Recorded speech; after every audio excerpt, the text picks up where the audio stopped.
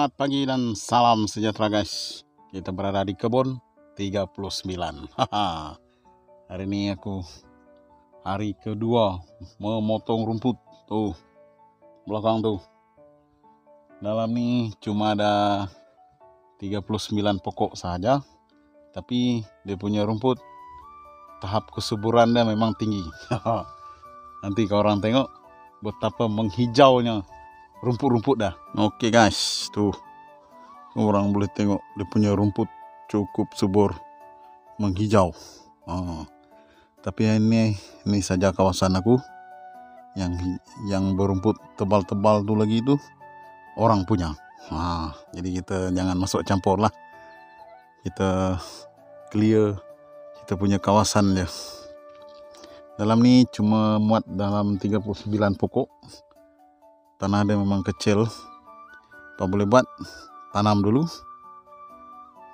Sebelah ni ada sempadan, ada peparitan sini, sempadan tanah.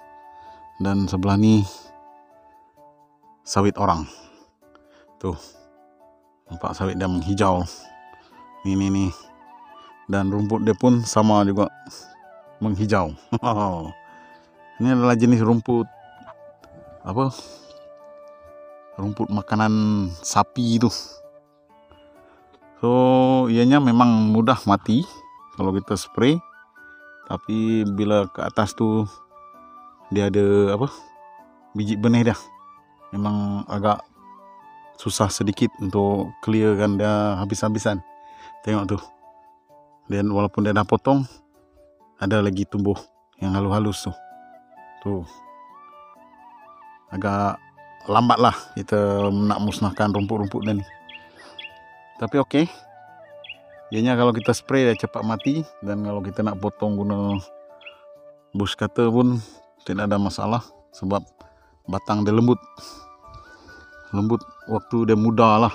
Kalau dia dah tua, daun dia dah coklat dah nak mati tu, keras juga ni pokok ni. So kita kena kawal dari awal. Aku dah lama tak buat video. Jadi hari ini kita berkesempatan. So permulaan tadi aku buatlah pondok ni sekejap, pondok sementara untuk aku berteduh. Sebab sekarang ni cuaca berangin. Nak kata panas tak juga, nak kata nak hujan pun tak juga. Dia mendung-mendung panas. So sebenarnya satu juga aku nak cerita berkenaan dengan akunya akaun Biar Jadi channel ni. Dia sudah lama tidak memberi pendapatan disebabkan ada isu-isu tertentu. So aku punya akaun ni di stop sementara. Monetize dia tu dia stop sementara. Tunggu dalam 27 hari bulan 10 ni baru aku boleh membuat rayuan. Itulah kesilapan kecil menjadikan akaun aku ni jadi kena blok dia punya apa, pendapatan dia itulah. Tapi masih dapat diselamatkan. Dalam 27 hari bulan 10 ni aku akan buat satu rayuan melalui YouTube Studio tu. Kita tengoklah macam mana nanti. Ya, kita boleh lagi upload video apa semua, tapi ianya tidak dikira. Dan dia punya dollar pun tak ada, kosong. Dah berapa bulan dah ni? 3 bulan ke 4 bulan ke? Case dia itulah, kalau kita nak upload video kena berhati-hati. Case dia hari tu aku mengupload video-video viral. Itu memang cukup bahaya. Memang dia punya view memang cantik-cantik apa semua. Aku upload video viral melalui short video, dan dia punya view memang cukup cantik. Sampai tahap ada satu video tu view dia sampai 1.5 million. Tapi itulah, bila kita kelamaan ada satu hari tu, ada sekali hari tu dia ubah dia punya syarat. So aku terlambat nak hapuskan video-video tuh, jadi aku kena warning lah. Aku kena warning dan kena suruh padam semua video-video tuh untuk aku refresh balik aku punya account YouTube-nya lah, dia jadi channel nih. So dalam kita berkarya, janganlah kita terlalu leka dengan apa jua syarat-syarat tertentu. Aku mungkin terlalu leka dan tidak mengambil berat benda tu, jadi aku dah terkenal. Aku punya account okey lagi sebenarnya, cuma dia tidak memberi pendapatan lah. Dia stop dulu, stop sementara.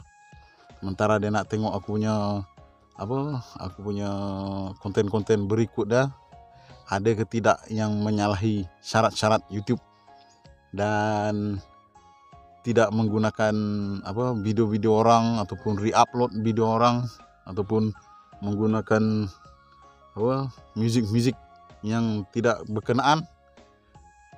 Jadi aku kena berhati-hati lah lepas ni. Pastikan sentiasa hijau. Walaupun view tak banyak, tak ada masalah. Yang penting kita menghasilkan video-video yang original lah. Dia nak video original sebenarnya. Dia nak video original.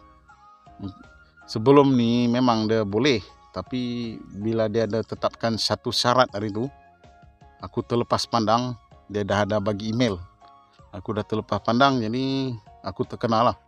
Okey, apapun itu sekadar perkongsian pengalaman dan pengajaran untuk sama-sama kita sentiasa peka lah, jangan terkenal macam aku. Sayang kita punya account YouTube ni sudah lama dan subscriber pun dah banyak, jadi kita kena berhati-hati lah. So itu saja nasihat aku pada hari ini. Semoga korang sentiasa maju jaya dan sentiasa memberikan info ataupun konten-konten yang bermanfaat lah, dan sentiasa positif dalam membuat konten-konten. Okay guys, sampai ketemu lagi di video selanjutnya. Salam sayang buat semua. Biar jadi sampai jadi. Lama aku tak sebut tagline aku ni.